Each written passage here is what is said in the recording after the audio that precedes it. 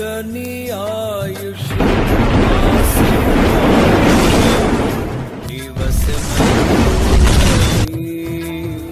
నీ సరిహద్దులలో నెమ్మది కలిగెను నాలో. ఒకని ఆయుష్ ఆశీర్వాదము నివసమయ్యున్నది. నీ సరిహద్దులలో నెమ్మది కలిగెను నాలో. యేసయ్యా నీ సంకల్పమే మహిమైశ్వర్యము. నీ పరిశుద్ధులలో చూపినది.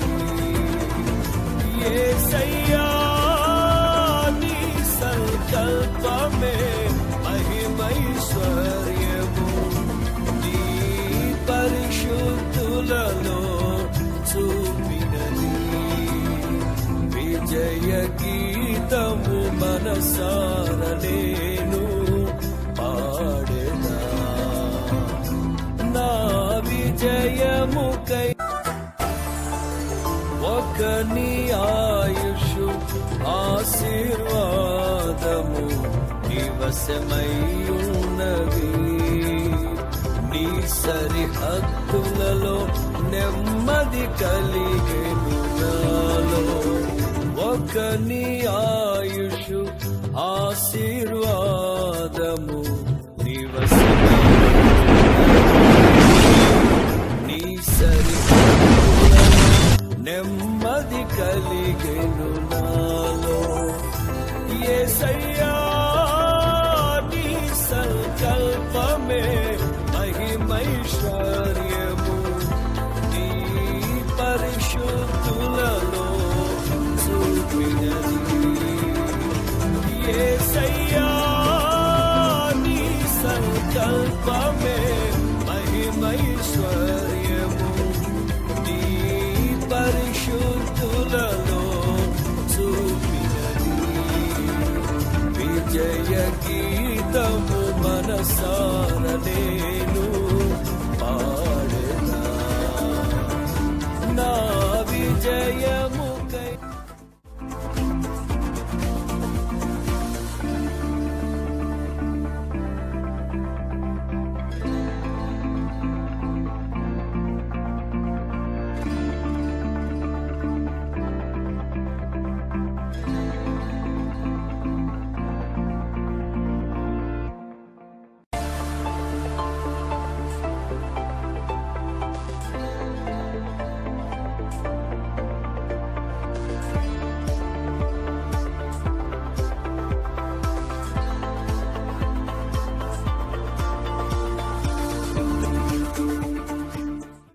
స్తుతించుడి, ఆ దేవుని స్తుతించుడి, దేవుని స్తుతించుడి, ఎల్లప్పుడూ దేవుని స్తుతించుడి.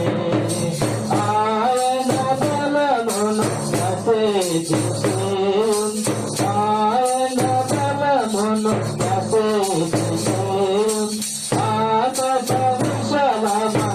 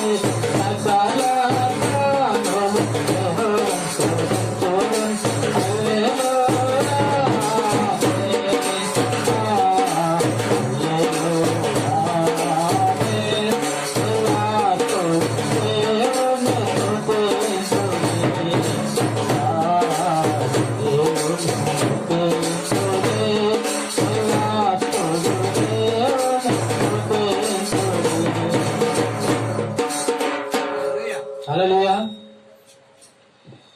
ఎగురుచున్నది విజయ పతాకం, యేసు రక్తమే నా జీవిత విజయం. ఎగురుచున్నది విజయ పతాకం, యేసు రక్తమే నా జీవిత విజయం. లోకయుక్తడు అన్నమునం యేసువే మనము, సుఖజీవన సేవకు సంపన్నుడను.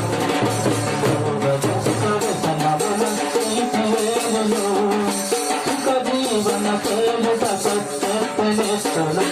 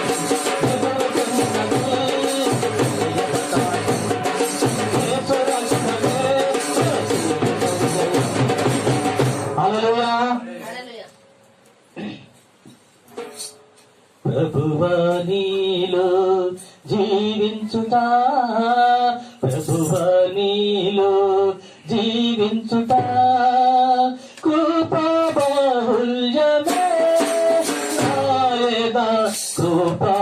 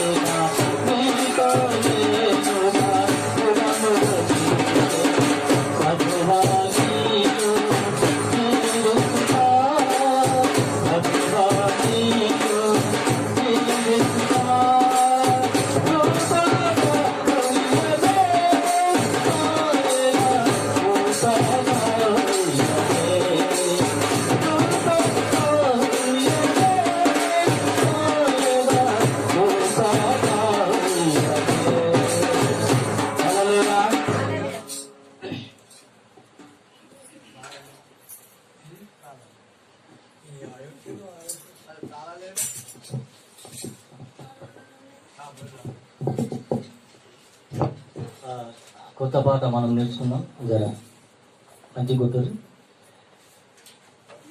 హల్లెలూయా. జీవితంలో నీలా ఉండాలని యేసు నాలో ఎంతో ఆశున్నది. జీవితంలో నీలా ఉండాలని యేసు నాలో ఎంతో ఆశున్నది. తీరునా నా కోరిక, తీరునా నా కోరిక, చేరిచి ప్రభు పాదాల చెంత. తీరునా నా కోరిక, చేరిచి ప్రభు పాదాల చెంత. జీవితంలో నీలా ఉండాలని యేసు నాలో ఎంతో ఆశున్నది. జీవిత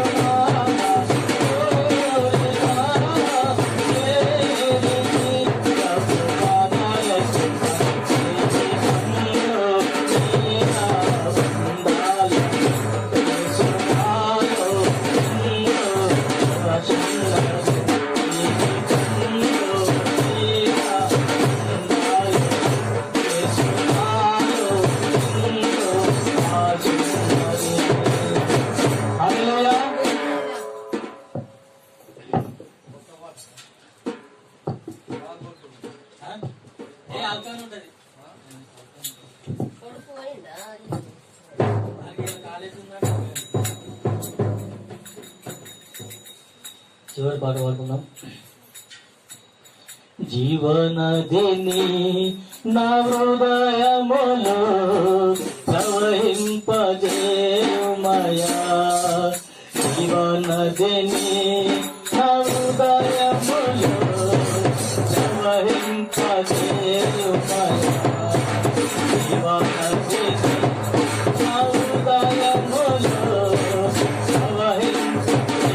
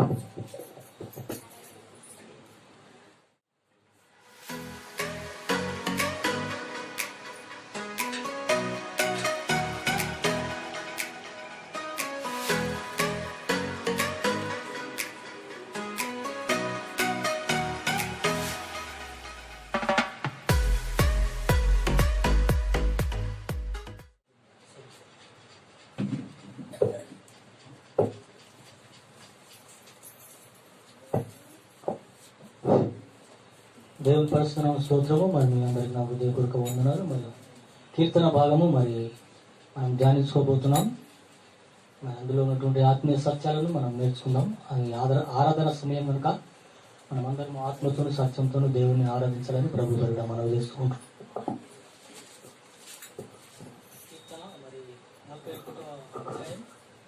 మరి ఇందులో నుంచి 5 వచనాలు మనము ధ్యానం చేసుకుందాం. మరి దావీదు రాసినటువంటి కీర్తన. మరి దావీదు జీవిత కాలంలో దేవుని ఆశ్రయించి ఉన్నంత కాలంలో మరి దావీదు మరి కష్టాల్లో ఉన్నటువంటి వారికి ఏ విధంగా మరి సహాయం చేశాడో ఆ విధమైనటువంటి కీర్తన భాగమై ఉంటుంది. బీదలను కటాక్షించేవాడు ధన్యుడు, ఆపత్కాలమందు యెహోవా వారిని తప్పించును. యెహోవా వారిని కాపాడి బ్రతికించును. భూమి మీద వారు ధన్యుడగును. వాని శత్రువుల ఇచ్చకు నీవు వానిని అప్పగింపవు. రోగశయ మీద యెహోవా వారిని ఆదరించును. రోగము కలగగా నీవే వారిని స్వస్థపరచదువు. యెహోవా నీ దృష్టి ఎదుట నేను పాపము చేసి ఉన్నాను, నన్ను కరుణింపుము, నా ప్రాణమును స్వస్థపరచుము అని మనవి చేసి ఉన్నాను. అయితే నా శత్రువులు నా విషయమై చెడ్డ మాటలాడుచున్నారు.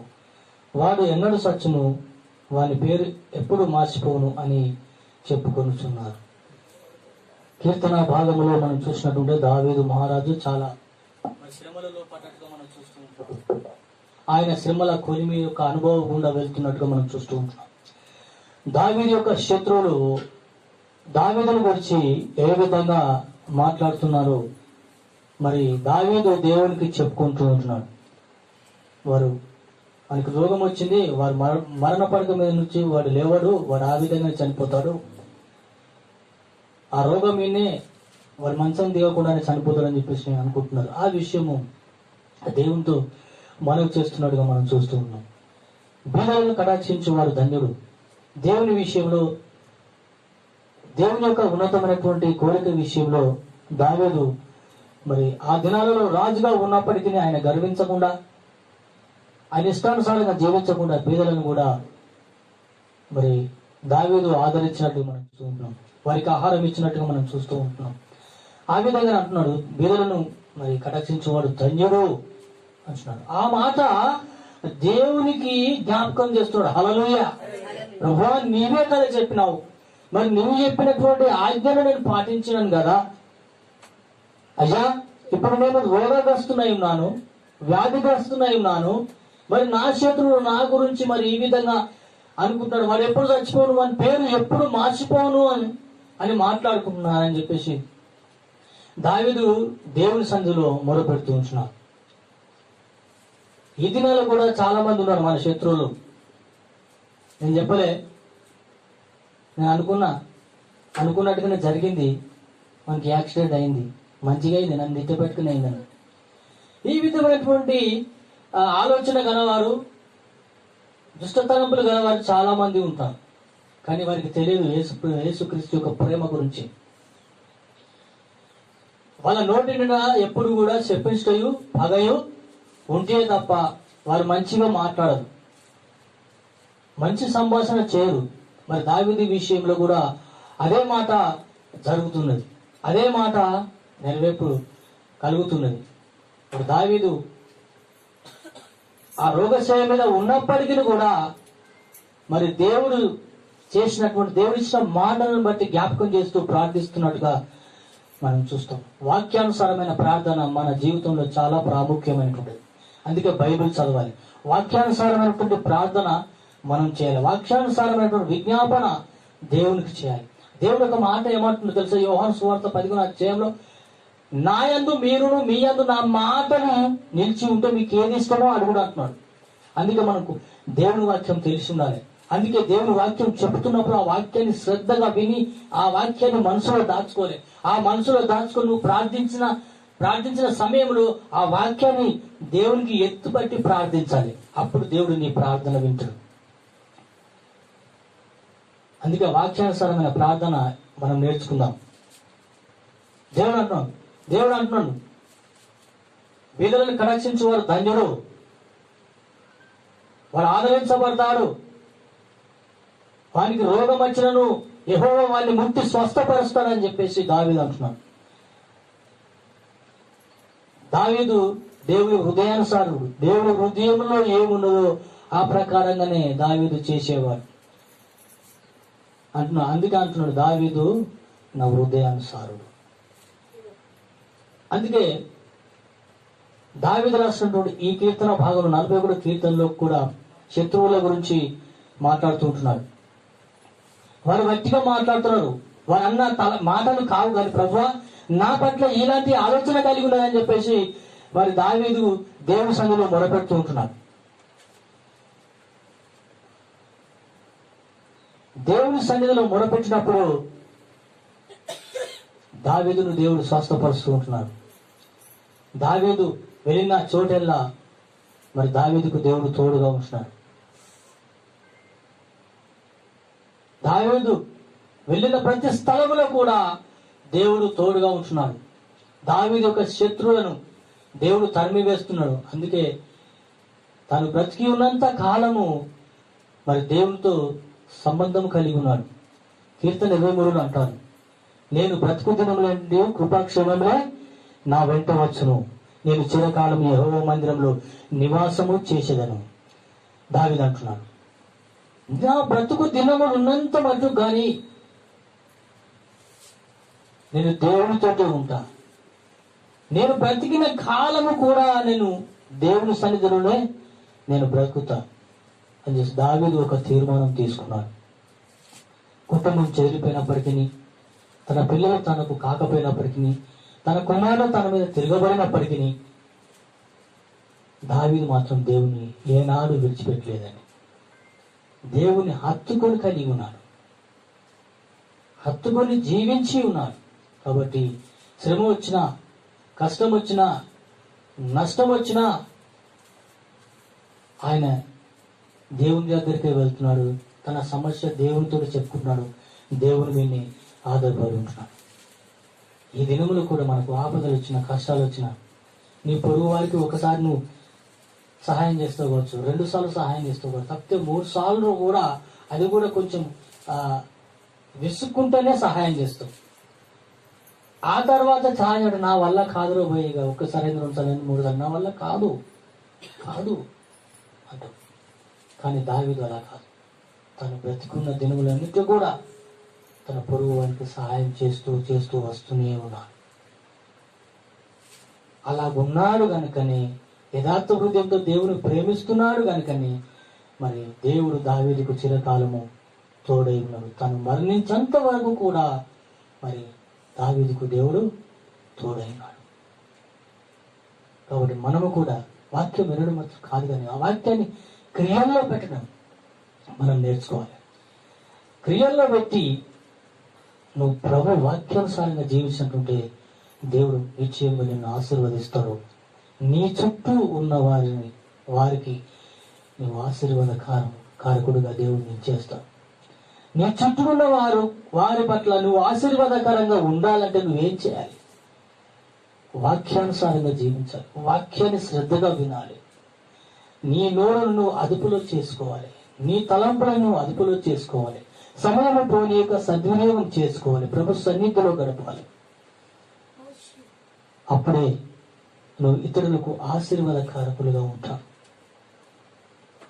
దావీదు జీవితంలో ఎన్ని ఒడిదొడుకులు వచ్చినప్పటికీ దేవుని విడిచిపెట్టలే, దేవుని దూషించలే.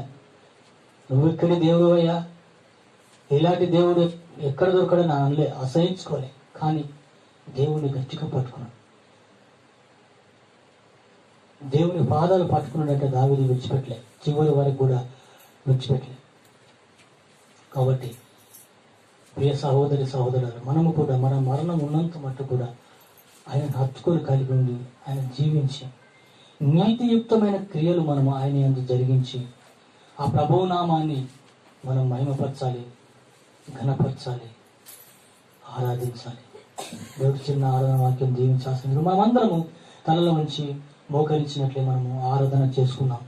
ప్రభువా, నా జీవిత కాలం అంతా దేవా, నా తండ్రి నాయన నీ సన్నిధానంలో నేను ఏ విధంగా ఉన్నాను తండ్రి, నేను ఎట్లున్నాను దేవా, సమస్త వరిగిన దేవుడు నా ప్రభువా. మేము అందరము చిరకాలము నీ మందిరములో నివసింపబోతున్నాం ప్రభువా. దేవా, నీ ఆవరణంలో ఒక దినము గడుపుట 1000 దినముల కంటే శ్రేష్టం నా తండ్రి నా ప్రభువా. తండ్రి నాయన, ఆత్మతో సత్యముతో నేను ఆరాధించే భాగ్యాన్ని దయచేయండి. నీ యందు భయభక్తులు కలిగి జీవించే కృపను దయచేయండి ప్రభా. మేము విసుకక నాయన ప్రార్థించే భాగ్యాన్ని దయచేయండి. మేము మేలు చేయడానికి మేము విసుకకుండా సహాయం చేయండి ప్రభు. నీకు స్తోత్రాలు ప్రభువా. నా తండ్రి నాయన, దావీదు విషయంలో నాయన నువ్వు ఎంతో కృప చూపిన దేవుడు ప్రభువా. నాయన, దావీదు నాయన చేస్తున్న పని అంతట్లో నాయన నువ్వు చూస్తున్న దేవుడు ప్రభు. యెహోవా కనుదృష్టి లోకమంతటా సంచారం చేస్తున్నది మీకు వాక్యం సెలవిస్తుంది ప్రభువా. ఆయన నీతిమంతుల ప్రార్థన తప్పక వింటాడు అని సెలవిస్తుంది వాక్యం ప్రభువా. నా తండ్రి నా ప్రభువా, తండ్రి మా జీవితాన్ని మేము సరి చేసుకొని మా జీవితాన్ని మేము చక్కబెట్టుకొని ప్రభువా నాయనా, నా ప్రభువా మా రక్షణ మేము కాపాడుకొని ప్రభువా నీ రాకడలో ప్రభువా నా తండ్రి నాయనా నిన్ను ఎదుర్కొనే భాగ్యాన్ని మాకు దయచేయండి ప్రభువా. ఒకవేళ నీ రాకడ ఆలస్యంలో మేము మరణించినట్లయితే ప్రభా నీ యందే మేము మరణించే భాగ్యాన్ని దయచేయండి దేవా. 2వ రాకడలో కూడా ప్రభా నీతో కూడా మేము నాయన వచ్చుటకు సహాయం చేయండి ఆరాధన చేయండి దేవుని సన్నిధిలో. మన హృదయాలను ఆయన తట్టు చెప్పుకొని థ్యాంక్ యూ ప్రేమ స్తోత్రం praise the lord. Thank you Jesus.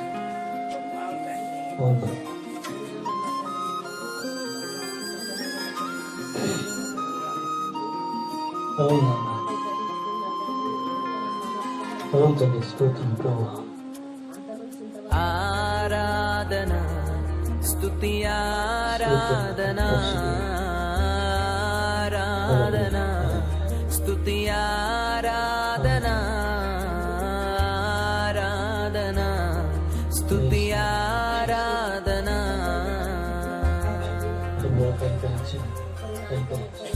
నీ వంటి వారు ఒక్కరును లేరు, నీవే అతి శ్రేష్ఠుడా. కృతజ్ఞతలు నిత్యము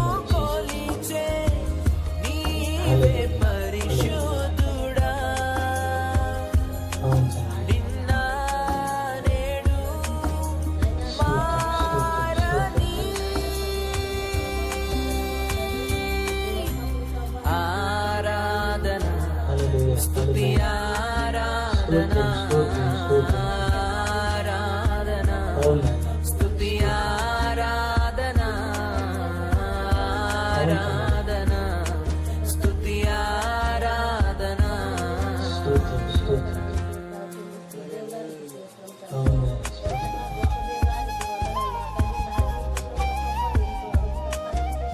దేవానికి స్తోత్రం, స్తోత్రం. అవును తండ్రి.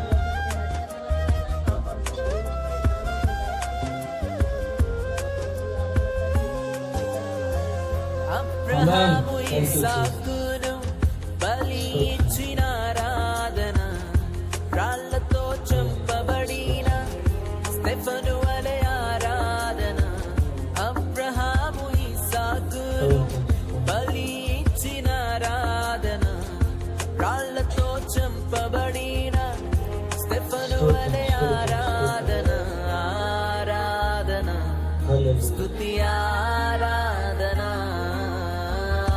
ఆరాధన స్తుతి ఆరాధన అవును. 10,000లోన అతి సుందరుడా నీకే ఆరాధన స్తోత్రం. ఇహపరములోన ఆకాంక్షణీయుడా నీకు సాటెవరు నిన్న నేడు మారని ఆరాధన స్తోత్రం. స్తుతి ఆరాధన ఆరాధన స్తుతి ఆరాధన ఆరాధన స్తుతి ఆరాధన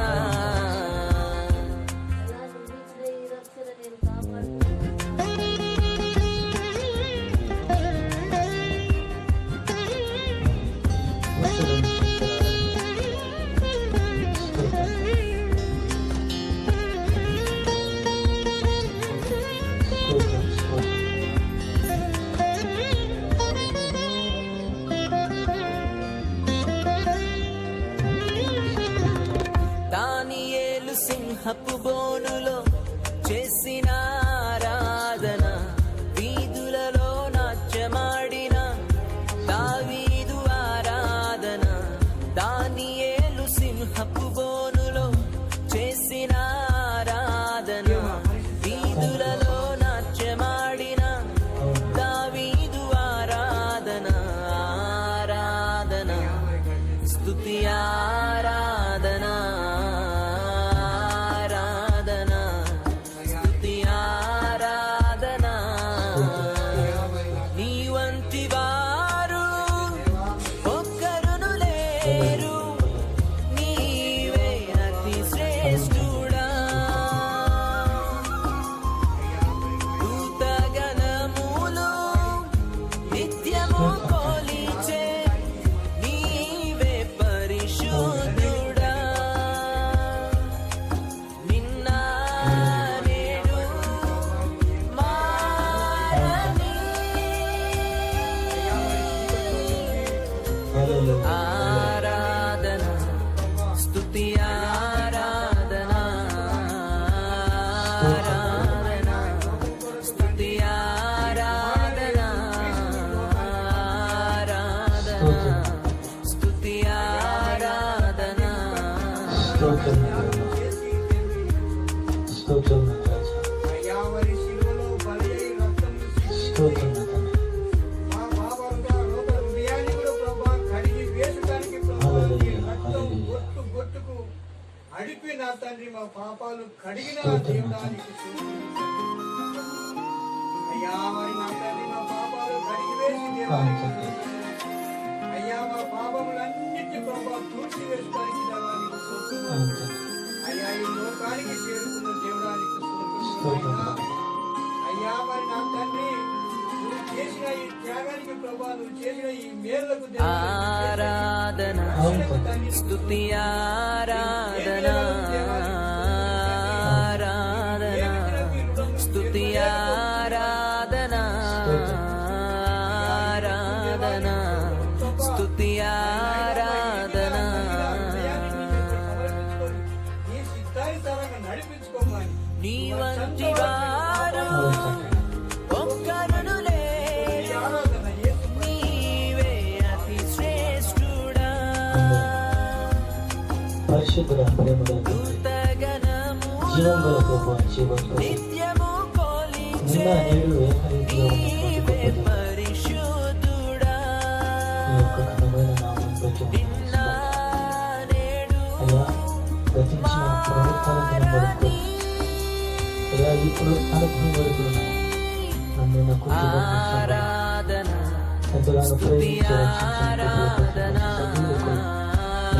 ఆరాధన స్తుతి ఆరాధన ఏమంచి ఆరాధన స్తుతి ఆరాధన నా కొరకు ఈ లోకంలోకి వచ్చి నా తండ్రి నా పాపముల కోసం నా తండ్రి నా అపరాధముల కోసం నా ప్రభు నా తండ్రి కలవరిశిలో నా కొరకు మరణించి ఎన్నిక లేనటువంటి నా కొరకు ప్రభు కలవరిశిలో ప్రాణం పెట్టి నీ పరిశుద్ధమైన రక్తాన్ని చెల్లించి నీ రక్తంలో నన్ను కడిగి నన్ను పరిశుద్ధపరిచి పవిత్రపరిచి నన్ను నీ బిడ్డగాను నీ సొత్తుగాను చేసుకున్నది బట్టి అబ్రహాము నువ్వు చేసిన ఈ గొప్ప త్యాగాన్ని ప్రభు ఏమి ఇవ్వగలను ప్రభు రాళ్లతో ఏమి ఇవ్వలేనటువంటి దేవుని దరిద్రుడు వలె ఆరాధన అబ్రహాము ఇస్సాకును బలిచ్చిన ఆరాధన రాళ్లతో చంపబడిన స్టెఫను వలె ఆరాధన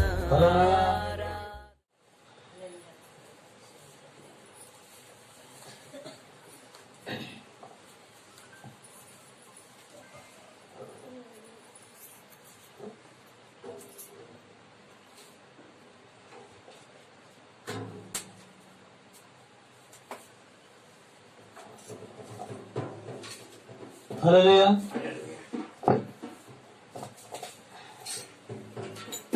నిన్నే నిన్నే నమ్ముకున్నానయ్యా,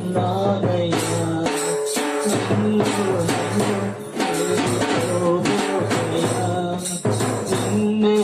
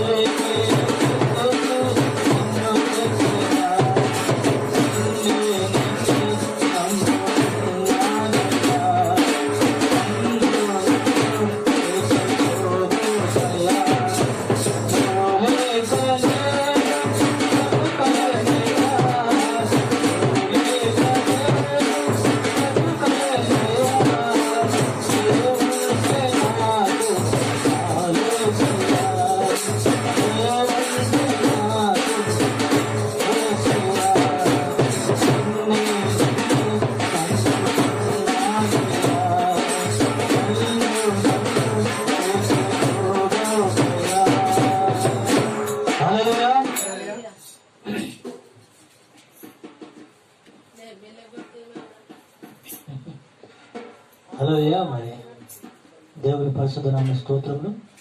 మీ అందరికీ నా హృదయపూర్వక వందనాలు చెల్లించుకుంటున్నాం. మరి కరోనా సమయంలో సంవత్సరం అంతా దేవుడు మనల్ని కాపాడి రక్షించి తన కృపలో భద్రపరిచిన ఆ కరోనా కష్టకాలంలో మనం చూసినట్టుంటే ఎటు వెళ్దామన్నా భయం, ఏ డోర్ను ముట్టుకుందామన్నా భయం, ఎవరి యొక్క టమాటాలు తీసుకుందామన్నా భయం, చక్కెర తీసుకుందామన్నా భయం, దుకాణం నుంచి వస్తువులు తెచ్చుకుందామన్నా భయం. ఆ భయము, ఆ దిగులు, ఆ ఆందోళన, ఆ యొక్క పరిస్థితులను బట్టి చూస్తే దేవుడు ఎంతగానో మనల్ని ప్రేమించి రక్షించి కాపాడినాడు, కనికరించినాడు. కాబట్టి ఎందుకు దేవుడు మనల్ని కాపాడాడు? ప్రపంచమంతటా చనిపోతున్న సమయంలో, ప్రపంచమంతటా మృత్యువాత పడుతున్న సమయంలో కూడా నిన్ను నన్ను దేవుడు కాపాడుకున్నాడు. ఉదాహరణకు మనం చూసినట్టుంటే హిజ్కియా మరణకరమైన రోగంతో బాధపడుతున్నప్పుడు యెషయా ప్రవక్త వచ్చి, హిజ్కియా నువ్వు బ్రతకవు, నువ్వు చనిపోతావు, కాసేపట్లోనే నువ్వు మరణిస్తావు, కాసేపట్లోనే ఈ లోకాన్ని విడిచి నువ్వు పోబోతున్నావు దేవుడు చెప్పాడు. కాబట్టి దీపం ఉండగానే నీ ఇల్లు చక్కబెట్టుకో హెచ్చరిక పంపించాడు దేవుడు హిజ్కియా. ఆ హెచ్చరిక విన్నటువంటి హిజ్కియా దేవుని ఏమాత్రం నిందించలేదు, దేవుని ఏమాత్రము ద్వేషం. కానీ తన కన్నీళ్లు విడిచి ప్రభు తట్టు త్రిప్పుకొని ఆ ప్రభువును కన్నీటితో ప్రార్థించినప్పుడు మరలా దేవుడు యేసయ్య చెప్పి, నువ్వు కన్నులు విడిచిట్టు నువ్వు ప్రార్థించడం నేను విన్నాను కనుక 15 సంవత్సరముల ఆయుష్ నేను నీకు ఇస్తున్నాను, నీకు కలిగి ఉన్న రోగం నుంచి నేను స్వస్థపరచబోచున్నాను అన్నప్పుడు మరలా యెషయా ప్రవక్త వచ్చి, హిజ్కియా నీకు శుభవార్త, దేవుడు నేను స్వస్థపరుస్తా అన్నాడు, నీ ఆయుష్ను 15 సంవత్సరాలు పెంచుతా అన్నాడు, నువ్వు బ్రతుకుతావు అన్నాడు. 3వ దినమున నీవు నా మందిరమునకు ఎక్కిపోవెను. ఎస్ మై ఫ్రెండ్, ఈ కరోనా కష్టకాలంలో నిన్ను నన్ను దేవుడు స్వస్థపరిచింది ఆయన మందిరంలోకి ఎక్కిపోవడానికి. హల్లెలూయా. ఆయన మందిరంలో నువ్వు ఉండాలని, నేను ఉండాలని ఆయన కోరిక, ఆయన దయ ఉంటుంది. ఆయన మనల్ని రక్షించడానికి మనం పిచ్చి పిచ్చి వేషాలు వేయడం కాదు, మన ఇష్టం వచ్చినట్టుగా తిరుగుతున్నట్టు కాదు. కానీ నీవు ఆయన మందిరంలో కనబడాలి. మనము చూసినప్పుడు మనం ఏం చేయాలి? ఆయన మందిరంలో మనం కనబడాలి. అంతేకాని మనం ఇష్టానుసారంగా జీవించడం, మన ఇష్టం వచ్చినట్టుగా తిరగడం కాదు. అందుకే దేవుడు నిన్ను నన్ను మనందరినీ ఈ కరోనా మరణ కూపం నుంచి దేవుడు మనందరినీ రక్షించాడు. నువ్వు వెళ్తున్న సమయంలో దేవుడు నీకు తోడుగా ఉన్నాడు. ఆ వ్యాధి నీ దరిదాపులో, నీ కుటుంబంలో రాకుండా దేవుడు ఏం చేశాడో తెలుసా? తన దూతలను పెట్టాడు. హల్లెలూయా. తన దూతలను పెట్టాడు. ఆయన కంటికి రెప్పలా నిన్ను నన్ను మనందరినీ కాపాడుకున్నాడు. ఎందుకో తెలుసా? మనం నిత్యము ఆయన సన్నిధానంలో సమాజంగాను, ఒక కుటుంబంగాను కోరుకోవడానికి ఆయన మనల్ని ఏర్పాటు చేశాడు. అందుకే హిజ్కియాతో అంటాడు, 3వ దినమున నా మందిరమునకు నువ్వు ఎక్కి పోవలేను, ఆ మందిరంలో నీవు నాకు కనబడవలేను. జాగ్రత్త. మరలా కరోనా విజృంభిస్తుండగా వార్తలు వస్తుంటున్నాయి. కానీ ఈ ఉపద్రవం నుంచి దేవుడు మనల్ని రక్షించడానికి, మనల్ని కాపాడుకోవడానికి, ఈ కరోనా వ్యాధిని దేవుడు అరికట్టడానికి మనం తప్పకుండా జ్ఞాపకం చేసుకోవాలి. కాబట్టి మోషే కూడా ఏం చేశాడో తెలుసా? బండతో మాట్లాడమన్నప్పుడు ఏం చేశాడు తెలుసా? బండను కొట్టాడు. దేవుని మాటను నిర్లక్ష్యం చేశాడు, ఉల్లంఘించాడు. అలా వెళ్తున్న సమయంలో, పాలుతెరలు ప్రవహించే దేశం వస్తున్న సమయంలో మోషే దేవుని వేడుకుంటున్నాడు. ఏమని తెలుసా? అయ్యా అయ్యా ఒక్కసారి ఈ కొండ ఎక్కి ఏంటట, ఈ కొండ ఎక్కి ఆ పాలు తేనెలు ప్రవహించే దేశము ఎలా ఉందో నా కన్నులారా చూస్తానయ్యా అని చెప్పేసి దేవుని బ్రతిమాలుకున్నాడు. వెళ్ళి ఆ కొండ ఎక్కి పాలు తేనెలు ప్రవహించే దేశాన్ని చూసి తిరిగి ఆ కొండ దిగి వచ్చిన తర్వాత నీవు నీ పితరుల యొద్దకు చేర్చబడతావు. ఏంటట? పితరుల యొద్దకు చేర్చబడతావు. మోషే అనుకోలేదండి ఈ సంవత్సరంలో నాకు మరణం ఉందని. మోషే అనుకోలేదండి ఈ రాత్రే నాకు మరణం ఉన్నదని. మోషే అనుకోలేదండి ఈ నెలలో నేను చనిపోబోతున్నానని. మోషే కొండ మీదకి ఎక్కాడు, దిగాడు. తాను చేసిన ఒకే ఒక పొరపాటుని దేవుని విడిచిపెట్టలేదు. అయినా సరే నా ప్రభువా నీవు నాకు కావాలి అని చెప్పి సత్తుకున్నాడు. దేవుని కౌగలించుకున్నాడు, తన పాదాలను ముద్దు పెట్టుకున్నాడు. చివరికి మోకాళ్ళ మీద ఉండి తన ప్రాణాన్ని మోషే విడిచిపెట్టేసి. ఇంకొక విషయం నేను మీకు చెబుతాను. ఒక సేవకుడు ఉన్నాడు. సేవకుడు వెళ్తున్న సమయంలో ఒక చిన్న కుర్రవాడు ఏం చేస్తున్నాడు, అంకుల్ మీరు చాలా తెలివైన వారు కదా, నా చేతుల్లో ఉన్నటువంటి చీతకొక చిలుక చచ్చిందా బ్రతికిందా అని ప్రశ్న వేస్తున్నాడు. అప్పుడు ఈ సేవకుడు అంటున్నాడు, బాబు ఆ చీతకొక చిలుక చావాలన్నా బ్రతకాలన్నా అది నీ చేతుల్లోనే ఉంది బాబు. అదేంటి సార్ అలా అంటారు? అవును బాబు, ఒకవేళ చీతకొక చిలుక నేను బతుకున్నదంటే నువ్వు దాన్ని చంపేస్తావు. ఒకవేళ చీతకొక చిలుక చనిపోయిందని చెప్తే దాన్ని బ్రతికిస్తావు. కాబట్టి అది బ్రతికి ఉండాలన్నా చనిపోవాలన్నా అది నీ చేతుల్లోనే ఉంది బాబు అని చెప్పారు. దీని అర్థమేంటో తెలుసా? మీరు పరలోకం పోవాలన్నా పాతాళం పోవాలన్నా అది మీ చేతుల్లోనే ఉంది. హల్లెలూయా. అది మీ చేతుల్లోనే ఉన్నది. ఏది కావాలో అది మీ ఇష్టం. కాబట్టి సర్వశక్తి గల దేవుడు ఈ దినమున నిన్ను అడుగుతున్నాడు, పాతాళం కావాలా నీకు పరలోకం కావాలా? పాతాళం కావాలంటే నీ ఇష్టం వచ్చినట్టుగా నువ్వు జీవించవు, కానీ పరలోకం కావాలంటే నీవు నా మార్గంలోనికి రా. నన్ను గట్టిగా పట్టుకో, నన్ను వదలకు, నన్ను విడిచిపెట్టకు దేవుడు అంటున్నాడు. ఈ దినమున మనం నిర్ణయించుకోవాల్సినటువంటి విషయం ఇదే ఉంటుంది. మనం వాక్యంలోనికి వెళ్దాము. గలతీయులకు రాసిన పత్రిక 3వ అధ్యాయం మొదటి నుంచి తీసి పెట్టకుండా అంతే.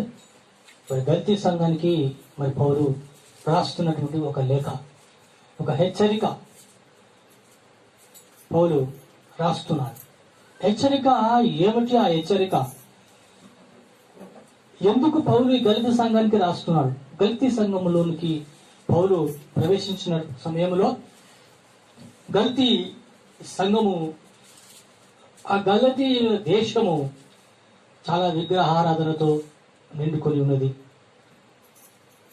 చాలా పాపముతో నిండుకొని ఉన్నది. దేవుని భయం లేకుండా, మనుషుల భయం లేకుండా వారి ఇష్టానుసారమైనటువంటి జీవితమును జీవిస్తున్నటువంటి ఆ గలతీ దేశంలోనికి పౌలు కాలు మోపారు. అక్కడ ఉన్నటువంటి ఈ స్థితి గతులను చూసి, అక్కడ ఉన్నటువంటి పరిస్థితులను చూసి మరి పౌలు మరి సువార్త ప్రకటించడం మొదలుపెట్టాడు. అయ్యలారా, మీకు కలిగి ఉన్న భక్తి మంచిదే, కానీ మీ భక్తి తెలియబడని దేవునికి మీరు చేస్తున్నారు. తెలిసే దేవునికి చేస్తలేరు. మీకు తెలియబడని దేవునికి మీరు భక్తి శ్రద్ధలు చూస్తున్నారు. మీ భక్తి విదితమే, మీ భక్తి సరైనదే, కానీ ఆ భక్తి, ఆ భయము ప్రభు అయినటువంటి యేసు క్రీస్తుకు మాత్రమే చెందవలసి ఉన్నది, మరెవరికి కాదు. ఎందుకని? ఆయనే దేవుడు గనుక, ఆయన సృష్టికర్త గనుక, నిన్ను నన్ను మనందరినీ సృష్టించాడు గనుక ఈ భక్తి, ఈ శ్రద్ధలు, ఈ ధ్యానాలు మరి యొక్క ప్రభు అయిన యేసు క్రీస్తుకు మాత్రమే చెందుతాయి అని చెప్పేసి అలా చెప్పి మరి ఆ గలితీ సంఘంలో దేవుని యొక్క సువార్త ప్రకటించాడు. దేవుని యొక్క సువార్త ప్రకటించిన తరువాత తిరిగి పౌలు తన ప్రయాణం చేరిన తరువాత మరి కొంతమంది మూర్ఖులు వచ్చారండి. ఏమని? మూర్ఖులు వచ్చారు. ఏమని వచ్చారో తెలుసా? ఆత్మీయ సంబంధంగా కాదు కానీ శరీర సంబంధంగా కూడా మనము మరి దేవుని వద్దకు వెళ్ళొచ్చు, మరి పరిశుద్ధంగా జీవించవచ్చు అనేటువంటి ఆ అంశాన్ని తీసుకొచ్చిన తర్వాత ఈ విషయము పౌలు గారికి తెలిసినప్పుడు పౌలు గారు ఏమని వీరిని సంబోధిస్తున్నారో తెలుసా? ఓ అవివేకులైన గలతీయులారా, మిమ్మల్ని ఎవడు భ్రమ పెట్టాను? మిమ్మల్ని ఎవడు మోసం చేశాను? మొదటగా ఆత్మానుసారంగా నడుచుకొని ఇప్పుడు శరీరానుసారంగా మీరు పరిపూర్ణులవుతారా అని చెప్పేసి పౌలు భక్తుడు మరి గలతీ సంఘాన్ని హెచ్చరిస్తూ రాస్తున్నాడు. మొదటగా మీరు పరిశుద్ధంగా ఆచరించి ఆత్మతో దేవుని మేలులను అనుభవించి సత్యవాక్కును మీరు భుజించి ఆత్మీయమైనటువంటి బలాన్ని పొందుకొని ఇప్పుడు శరీరానుసారంగా ప్రవర్తించి మీరు పరిపూర్ణులు అవుతారా అని చెప్పేసి ఓ అవివేకులైన గలితులారా, మిమ్మల్ని ఎవడు భ్రమ పెట్టను, మిమ్మల్ని ఎవడు మోసంలోనికి నడిపించను అని చెప్పేసి పౌలు భక్తుడు మరి గలితీ సంఘానికి రాస్తున్నాడు. ఆ రాస్తున్న సమయంలో కొంతమంది తప్పుడు బోధకులు వచ్చేసి ఏమన్నారంటే, శరీరానుసారంగా కూడా ప్రవర్తించినా, శరీరానుసారంగా కూడా నడిచినా, శరీరానుసారంగా కూడా మనం వెళ్ళినా కూడా మనం పరిశుద్ధులుగా జీవించవచ్చు అని చెప్పేసి ఈ గలతీ సంఘాన్ని తప్పుతో పట్టించారు. కొంతమంది అబద్ధ బోధకులు ఆ సంఘంలో చొరబడి ఆ సంఘాన్ని మరి చీల్చివేసినట్లుగా మరి పౌలు భక్తుడు విని ఆ సంఘానికి ఒక లేఖ రాస్తున్నాడు. అబ్రహాము దేవుని నమ్మెను, అది అతనికి నీతిగా ఎంచబడిన. అబ్రహాము సంతానమే నీతిమంతులుగా తీర్చబడతారు కానీ మరి ధర్మశాస్త్ర క్రియల సంబంధంగా నీతిమంతులుగా తీర్చబడరని చెప్పేసి మరి పౌలు భక్తుడు ధర్మశాస్త్రాన్ని వారికి బోధిస్తూ ఉంటున్నాడు. ఆ ధర్మశాస్త్రం ఉన్నటువంటి ఆ యొక్క ఆత్మీయ సత్యాన్ని మరి గలతీ సంఘానికి ఒక లేఖలో తెలియజేస్తున్నట్టుగా మనం చూస్తూ ఉంటున్నాం. అబ్రహాము దేవుని నమ్మిండు, అది అతనికి నీతిమంతులుగా తీర్చబడ్డాడు. మీరు కూడా అబ్రహాము ఏ దేవుని నమ్మారో ఆ దేవుని కూడా మీరు నమ్మారు కనుక మీరు నీతిమంతులుగా ఉన్నారు, నీతిమంతులుగా అంగీకరించబడ్డారు. ఎందుకంటే మనమంతా అబ్రహాం సంతానమే కాబట్టి మనమంతా నీతిమంతులుగా తీర్చబడ్డాం. కానీ మొదటగా ఆత్మానుసారంగా మీరు నడుచుకొని, ఆత్మానుసారంగా దేవునితో సత్సంబంధం పెట్టుకొని, ఆత్మానుసారంగా ఆయనతో కలుసుకొని, ఆయనతో సహవాసం చేసుకొని, ప్రభు రాత్రి భోజనంలో మీరు పాలు పంచుకొని ఇప్పుడు శరీరానుసారంగా మీరు ఏ విధంగా పరిపూర్ణ అవుతారని చెప్పేసి పరిశుద్ధమైన పౌరులు ఈ గలితీ సంఘానికి హెచ్చరిక చేస్తున్నారు. ఫ్రెండ్స్, మనలో కూడా ఆత్మీయ జీవితం నుంచి తప్పించడానికి కూడా చాలా మంది రకరకాలుగా ప్రయత్నాలు చేస్తుంటారు. ఇలాంటి సిచ్యువేషన్ నాకు చాలా ఎదురైంది, ఇలాంటి పరిస్థితి నాకు చాలా ఎదురైంది. మేము ఎవరికి చెప్పాం? ఒక్క పెగ్గేసుకో. మేమేం చెప్తాం? ఒక్క పెగ్గేసుకో. మిస్టర్, నేను తాగాలనుకుంటే నా జేబులో డబ్బులు ఉన్నాయి, తాగొచ్చు, కానీ నా దగ్గర ఉన్న డబ్బులు నేను మంచికి ఉపయోగిస్తాను కానీ చెడుకు మాత్రం ఉపయోగించాను. నీ పెగ్గు నీ దగ్గరనే పెట్టుకో, మైండ్ ఇట్ అని గద్దించాను. ఎవరికి చెప్తున్నావు? తాగుమని ఎవరికి చెప్తున్నావు అని గద్దించాను. ఎస్, ఒకవేళ లొంగిపోయి నువ్వు తాగేవే అనుకో, ఏం చేస్తారు? 10 మందిలో కూడా అది పలాంటి టైంలో పలాంటి డాలు నువ్వు తాగలు. ఏం మాట్లాడుతున్నా? మేమే వస్తుంది, నువ్వే తాగుతు మనకు పెద్ద నీతి మంతులకు చెప్తాను.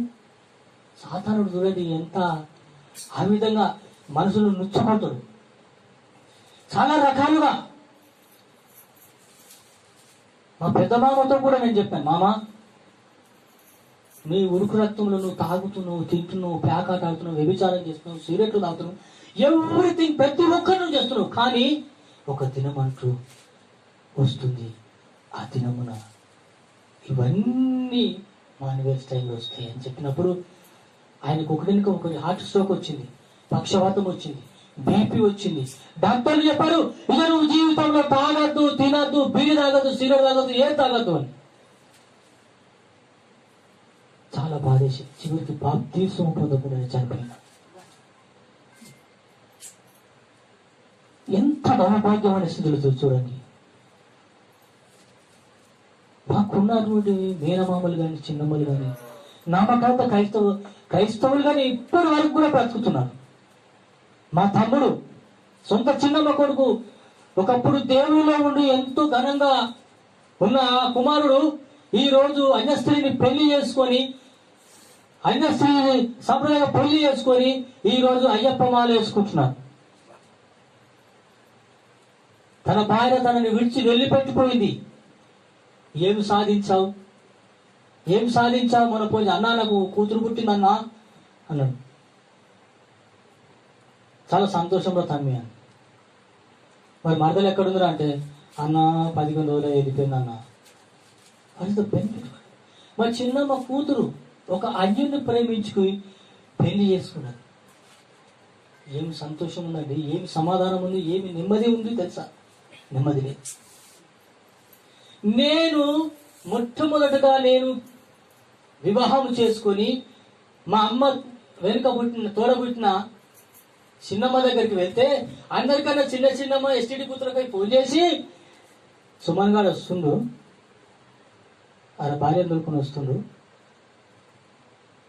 ఏం పెట్టకు మా అత్త తీసుకోపోతారు, ఏం పెట్టకు.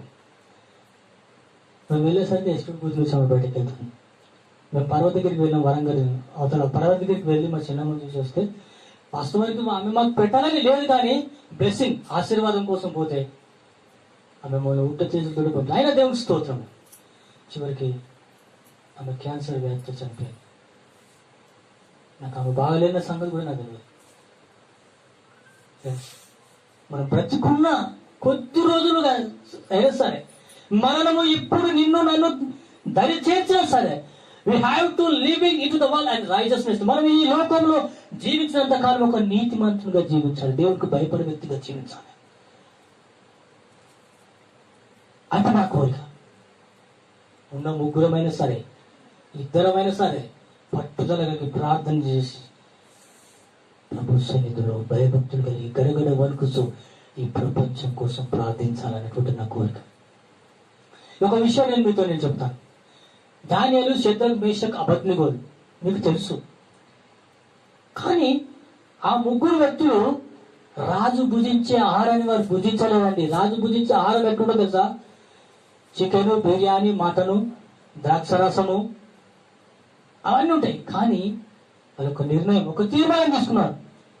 రాజు భుజించే ఆహారము తిని మనం అపవిత్రులను కాకుండా శాకాదులనే మనము తిని తాగుదానికి మంచి నీళ్ళనే మాత్రం మనం తాగాలని చెప్పేసి అనుకున్నాడు. రాజు ఒక ఆజ్ఞ వేశాడు, నపుంసకునికి ఒక ఆజ్ఞ వేశాడు. చెరపట్టబడిన యూదులలో జ్ఞానం గలవారిని, విద్య ప్రావీణ్యత గలవారిని ఏర్పాటు చేసుకొని రాజు భుజించు ఆహారంలో వారికి సగభాగం ఇచ్చి, రాజు తాగే ద్రాక్షరసంలో సగభాగం వారికి ఇచ్చి 3 సంవత్సరాలు వారు పోషించి 3 సంవత్సరాల తర్వాత నా సన్నిధికి తీసుకొని రావాలని చెప్పేసి రాజు ఆజ్ఞ ఇచ్చాడు. కానీ వీళ్ళు శాకాహారం తినడానికి, మాంసాహారం తినడానికి వీళ్ళు ఒప్పుకోలేదండి. 3 సంవత్సరాల తర్వాత రాజు యొద్దకు తేబడినప్పుడు వారి ముఖంలో ఎట్టినో తెలుసా? దేవదూతల ముఖంలో హల్లెలూయా. మనము చెరపట్టబడినా కానీ, ఒక దేశానికి బానిసలుగా తీసుకుపోబడినా కానీ దేవుడు మనకు ఒక ప్రత్యేకతనిస్తారండి. హల్లెలూయా. ఒక ప్రత్యేకమైన స్థితి అలా ముగ్గురికి కనపడే బానిసంగా బతకలే వాళ్ళు. దేవుడు అంత గొప్పగా ఎత్తించాడు. నువ్వు ఆయన ఎంత గొప్పగా నువ్వు ప్రేమిస్తూ ఆయన నిన్ను ఉన్నతమైన స్థానానికి తీసుకెళ్తాడు. కానీ దేవునికి నమ్మకంగా నువ్వు జీవించకపోతే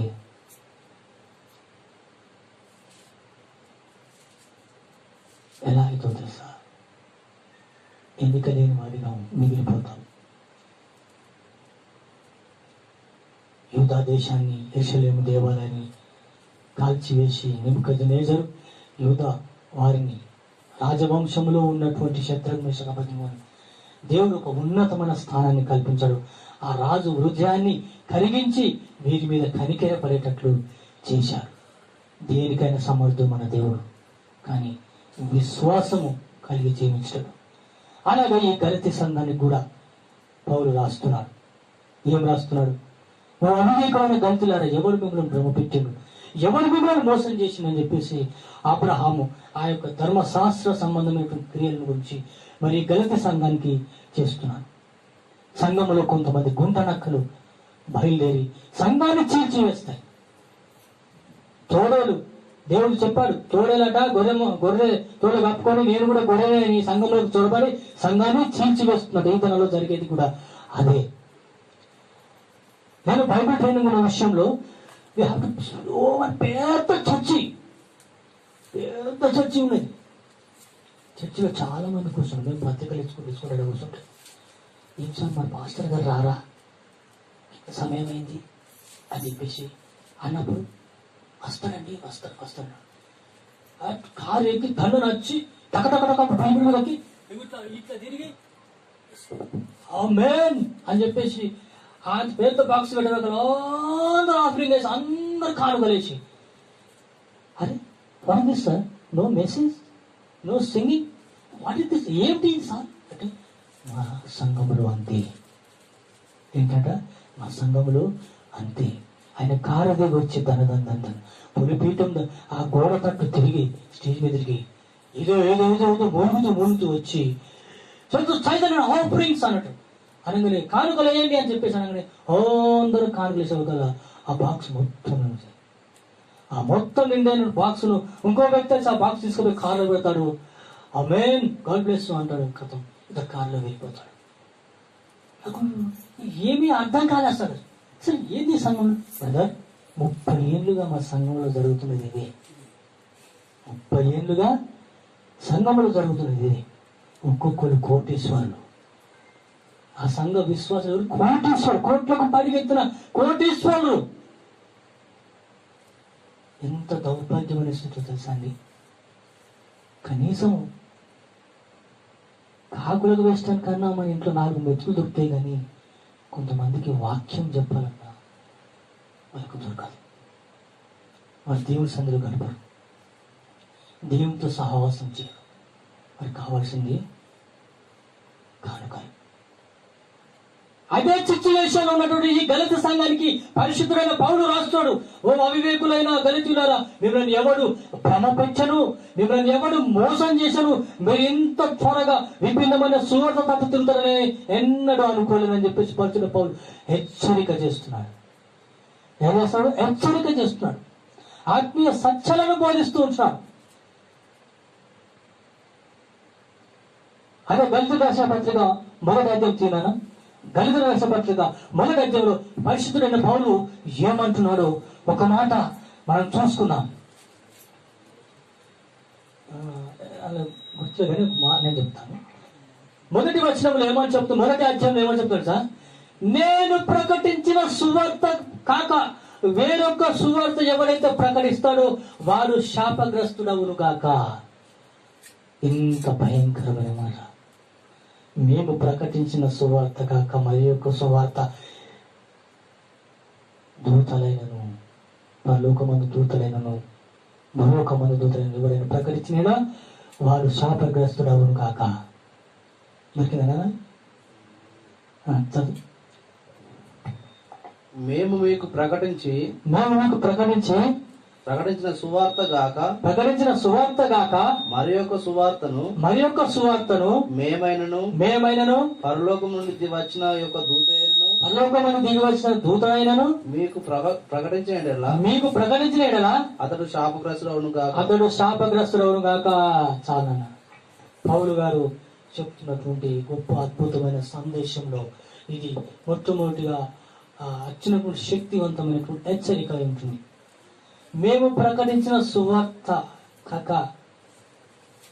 వేరే సువార్త మీకు ఎవరైనా ప్రకటించిన యెడల వాడు శాపగ్రస్తుడవును కాక. పౌలు ప్రతి విషయంలో కానీ తను తాను పరిచయం చేసుకుంటున్నాడు. తన గత జీవితాన్ని పరిచయం చేసుకుంటున్నాడు. మొదటగా నేను ఏ విధంగా బ్రతికాను, మొదటగా క్రీస్తుకు విరోధిని నేను ఏ విధంగా సంఘాన్ని చిత్రహింసలు చేశాను, సంఘాన్ని ఎంత ఘోరంగా నేను హింసించాను. మొదటగా తను తాను పరిచయం చేసుకుని ప్రభు అయిన యేసు క్రీస్తు ఏ విధంగా నన్ను రక్షించాడు, ఏ విధంగా నన్ను అపోస్తులుగా చేశాడు అని తను సాక్ష్యం ఇస్తూ దేవుని సువార్త ప్రకటించడం ప్రారంభం చేస్తాడు. అందుకే మరి పౌలు భక్తుడు అంటాడు, నేను ప్రకటించిన సువార్త కాక మరి వేరొక సువార్త ప్రకటించిన వారిని శాపగ్రస్తుడగును కాక. ఈ గలతీ సంఘాన్ని చాలా క్షుణ్ణంగా తేలికగా సాతానుడు పడగొట్టేశాడు. తాగుట వల్ల పరిశుద్ధులు అవుతారు, తినుట వల్ల పరిశుద్ధులు అవుతారు, వ్యభిచరించడం వల్ల పరిశుద్ధులు అవుతారు. ఎవరు మీకు చెప్పారు పౌలు చెప్పిన సువార్త తప్పు, మేము చెప్పిన సువార్తనే మంచి సువార్త అని చెప్పేసి సంఘాన్ని మోసం చేసి ఒక గుంట నక్కల సాతానుడు చొరబడి విభిన్నమైన సువార్త తట్టు వారు తిరిగి, దేవునికి వ్యతిరేకమైన సువార్త తట్టు వారు తిరిగి వారిని వారు అపవిత్రపరుచుకుని దేవునితో సహవాసానికి దూరమైపోయి సాతానుకు బందీలుగా మారిపోయినటువంటి ఆ గలతీ సంఘానికి పరిశుద్ధుడైన పౌలు రాస్తున్నటువంటి లేఖ. అంతేకాకుండా నేను ప్రకటించిన సువార్త కాక వేరే సువార్త ఎవరైతే ప్రకటిస్తాడో, దేవదూతనే కావచ్చు, ఎవరైనా సరే ప్రకటించినటువంటి వాడు శాపగ్రస్తుడవును కాక అని చెప్పేసి పౌలు గారు ఆ విధమైనటువంటి మాటలు మాట్లాడారు. మనం వెళ్తున్నటువంటి బంధువుల ఇళ్ళలో కావచ్చు, లేకపోతే ఎక్కడైనా కావచ్చు, బొంబాయిలో మత్త తాగుతారా, దేవుని నమ్ముకునే తాగుతారు, నువ్వేం తాగవు నువ్వు బాగా మాట్లాడుతున్నావు.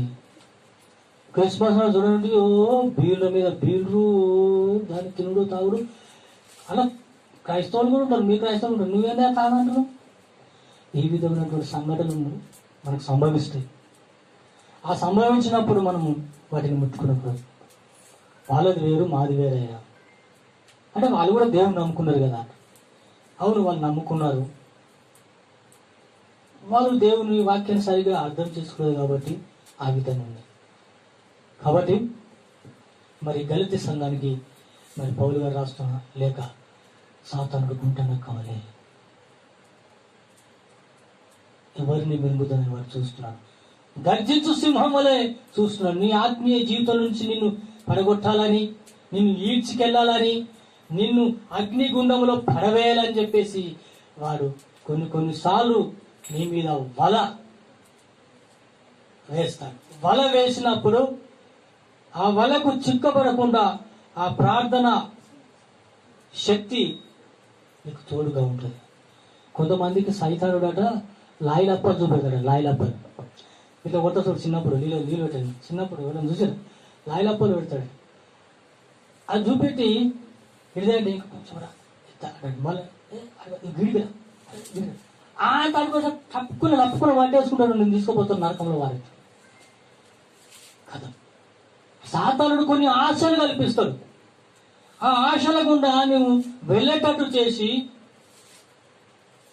ఆ ఆశ నిరాశ చేసి చివరికి నేను ఎటుకాని వారిగా చేస్తాడు. ఒక నలుగురు యవనస్తులు ఏం చేశారట, సిలువ మోసుకోబోతున్నాడు. ఏం చేస్తారట, సిలువను మోసుకొని వెళ్తున్నాడు. సిలువను మోసుకొని వెళ్తున్నప్పుడు దేవుని దగ్గరికి వెళ్ళి, సిలువ అంటే శ్రమలే కదా, ఆ శ్రమల గుండా వెళ్తున్న ఈ యవ్వనస్తులు వెళ్తున్నప్పుడు ఆట ఒక యవ్వనస్తుడు కొంచెం ఎంగజిప్పినాడు. ఎంగజిప్పినప్పుడు సాతానుడు చేస్తాడు అన్నాడు. ఆంధ్రుడు పోయినాడు. అంత పెద్ద సిలువ నువ్వేమవుతావా, ఇవో రంపం తీసుకొని కాటిపెట్టు వాళ్ళకరం గలవా అని చెప్పేసి అన్నాడు. ఆంధ్ర బాబు పిచ్చోడు నిజమే అనుకుని ఏం చేసాడు, అంత రంపం తీసుకొని పర్ర పోసేసాడు. చిన్నగా అయిపోయింది. అందరికన్నా ముందుగా పోయింది దొర. ముందుగా పోయి ఈ పరలోకం అటు వెళ్ళాలంటే మధ్యలో అగాధం ఉన్నది. ఏమున్నది, అగాధం, పెద్ద లోయ. ఆ లోయ దాటాలంటే ఏం చేయాలి, సిల్వ వేయాలి. సిల్వ వేసుకొని సగం నాశకుడు పోవాలి. ఈ దొర ఏం చేసి సిల్వ అవుతుడు, ఇటెత్తే ఆ కొనంతలు, అటెత్తే ఈ కొనంతలు అందుతలేదుగా. వీళ్ళు ఎంత నచ్చులు దండగా నచ్చులు సిల్వ ఆకిడికి పొరుగు వేసుకున్నారు, సిల్వ మీద నడుచుకున్నారు, వేరు పర్లోక రాజ్యం వెళ్ళిపోయారు. ఇటు ట్రై చేసిండు, అటు మూరడు తక్కువ ఉన్నది, ఇటు ట్రై చేస్తే ఇటు మూరడు తక్కువ, ఎట్లా పోతాడు? సాతాను బందీ అయిపోయాడా? సాతాను వర్షంలోకి వెళ్ళాడా? సాతాను కొన్ని దురాలోచనలు మనకు చెప్పినప్పుడు మనము వారిని అంగీకరించదు. కాబట్టి పరిశుద్ధుడైన పౌలు ఆ ఉపదేశాన్ని చేస్తూ దేవుని వాక్యాన్ని వారికి బోధిస్తూ వారిని హెచ్చరిస్తూ వారిని గద్దిస్తూ వారు వేసేటువంటి క్రియలను పౌలు ఖండిస్తూ అబ్రహాము నుంచి స్టార్ట్ చేశాడు. ఇక పౌలు అబ్రహాం ఏం చేశాడు? అబ్రహాం ఎవరిని నమ్మిండు? అబ్రహాం ఎవరితో సహవాసం చేసిండు? అబ్రహామును ఆశీర్వదించిన దేవుడు ఎవరు? అక్కడి నుంచి ఆ ధర్మశాస్త్రాన్ని వీరికి బోధిస్తూ ఉంటున్నారు. చివరికి బోధిస్తూ ఆ యొక్క సంఘాన్ని మరలా ట్రై చేస్తూ మరలా మొదటి అధ్యాయంలో మరొక మాట మాట్లాడాము. మేము ప్రకటించిన సువార్త గాక మరి యొక్క సువార్త ఎవరైనా ప్రకటిస్తే వారు శాపగ్రస్తులను గాక అని చెప్పేసి పౌలు గారు ఖండితమైన హెచ్చరిక చేశారు. అందరు బైబిల్ పట్టుకున్నారు, పాస్టర్లు కాదండి. మన ఈ మధ్యలో ఒక సంఘటన జరిగింది తెలుసా నీకు? ఎల్లారెడ్డిపేటలో చాలా రోజుల కిందట దొంగల భయం అన్నప్పుడు, మీకు గుర్తుందో లేదు? దొంగల భయం ఉన్నప్పుడు అయితే కొంతమంది బైబిల్ పట్టుకుని వచ్చారు. దొంగలు బైబిల్ పట్టుకుని వచ్చి, అమ్మా దొంగలు బాగా మోబైదులు, నీ ఇంట్లో బంగారము వెండి పైసలు ఏమని ఉంటే అవన్నీ తీసుకొచ్చి ముంగడ పెట్టమ్మా, మేము ప్రార్థన చేస్తాము, దొంగలకు పైసలే కనబడాయి అని చెప్పేసి అన్నప్పుడు పాపం ఈ ముసలమ్మ మొత్తం ఇంటున్న బంగారము పైసలు ఎండి షో మీద ఉన్నటువంటి ఇవి ఈ పోగులు ఈ పుస్తకాలు అన్ని ఇచ్చి అయ్యా ప్రార్థన అంటే విశ్వాసము. నిజంగానే భక్తులు కావచ్చు అనుకొని వీళ్ళు విశ్వసించిందంటే వాళ్ళు గుంటనక్కలని మీద అమ్మా మేము కన్ను మూసుకుంటాం, ఆమెనంత వరకు నువ్వు కన్ను తెరవద్దని చెప్పేసి ఏం చేశాడు తెలుసా? కన్ను మూసుకున్న తర్వాత ఉన్నాయా ఆమె బట్టలు మర్చి చేసుకుని కథం పాత్రలు ఈమె కన్ను మూసుకొని అగో ఇంకా ఆమె అంటే కందేసిన ఇంకెక్కడి ఎప్పుడో ఎస్కేప్ అయిపోయారు, అవతల పడ్డారు. సాతానుడు కొంత ముసుగు వేసి దేవుని నామాన్ని అవమానపరచడానికి కొంతమందిని వాడుకుంటారు. చాలా మంది టీవీ రేడియోలోని వార్తలు అన్నారు, పాస్టర్ వేషం అని ముసుగులో వచ్చి ఒక అమ్మను మోసం చేసి డబ్బుతో ఉడాయించిన పాస్టర్. ఎంత అవమానం చెప్పండి. అందుకే పౌలు అంటున్నారు, ఓ గలిత సంఘస్థులారా మిమ్మల్ని ఎవరు మోసం చేసిండు? ఇది కాదు పద్ధతి, ఈ పద్ధతి అని చెప్పేసి అబ్రహామును పోల్చి చెప్తున్నాడు. కాబట్టి సాతానుడు ఏ క్షణమందు ఎప్పుడైనా సరే మనము అనుకోనేటువంటి పరిస్థితులు కూడా సాతానుడు మనల్ని పడగొట్టే ప్రయత్నం చేయవచ్చు. అందు గురించి మనం ప్రార్థనలో పట్టుదల కలిగి ఉండి దేవునితో సహవాసం కలిగి ఉండి ఆయన నామాన్ని గణపరచుకోరండి. సాతాను యొక్క ఊసులో దేవుడు మనం పడగొట్టకుండా వారి పన్నాగములను వారి ప్రతి పత్రములను దేవుడు నాశనం చేయనట్లుగా మనం ప్రార్థించాలి. అనుక్షణం మెలకువ కలవాలి. ఏళ్ళ ఆత్మీయ జీవితం మెలకువ కలిగి ఉండాలి మనం. కనుక ఈ దినమున మనం దేవునితో సహవాసం కలిగి ఉండి వ్యర్థమైన మాటలు మనం వినకుండా, వ్యర్థమైన సహవాసం చేయకుండా నీవు దేవునితో సహవాసం చేసి నువ్వు దేవునికి దగ్గరగా ఉన్నట్టుంటే దేవుడు నిశ్చయంగా మీ ప్రార్థన ఆలకిస్తాడు. దేవుడి చిన్న వాక్యం దీవించి ఆశ్రయించుగాక. మరి ప్రభు పేరట మీకు అందరికీ వందనాలు. ఈ యొక్క ప్రసంగం మీ జీవితంలో ఆశీర్వాదకరంగా ఉంటే మరి తప్పకుండా లైక్ చేయండి. మా యొక్క ప్రార్థన మా యొక్క ప్రసంగము మీకు ఆశీర్వాదకరంగా ఉంటే తప్పకుండా మాకు సపోర్ట్గా ఉండండి. మా సంఘం కొరకు మీరు ప్రార్థన చేయండి. మరి సహోదరుడు ప్రభుదాస్ మరియు మేము మన దేవుని పరిచయలో మనం పాల్పొందినట్లుగా మీ ప్రార్థన సహకారం మాకు ఎంతో అవసరం ఉంది. కాబట్టి మా సంఘం కొరకు తప్పకుండా మీరు ప్రార్థన చేయాలని ప్రభు మీకు మనం చేస్తున్నాం. హల్లెలూయా.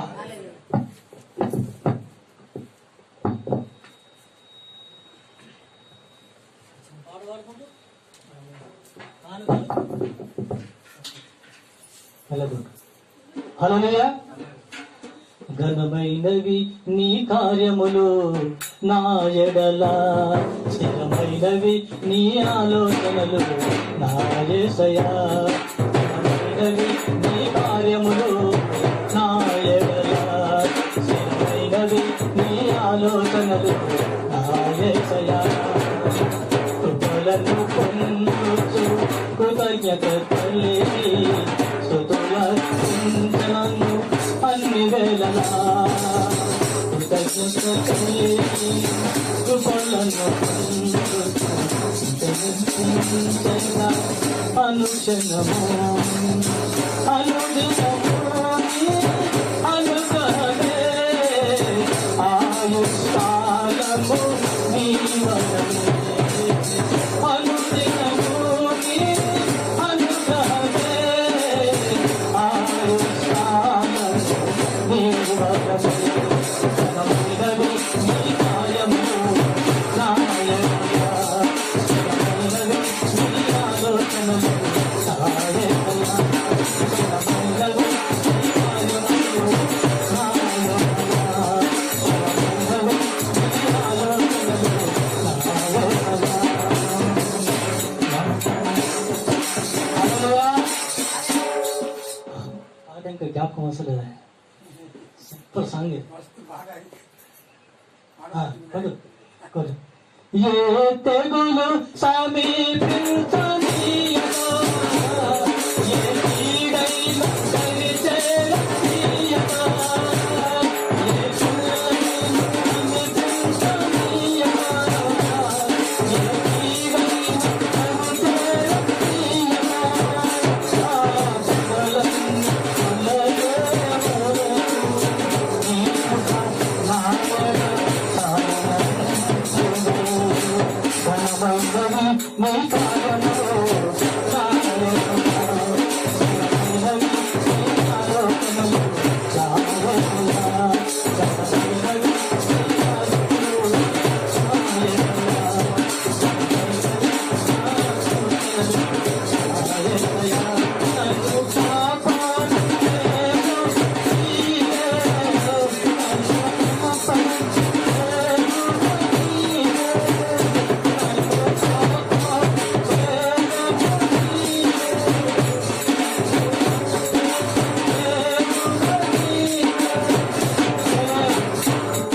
ఆదివారం వాడుకున్నాం.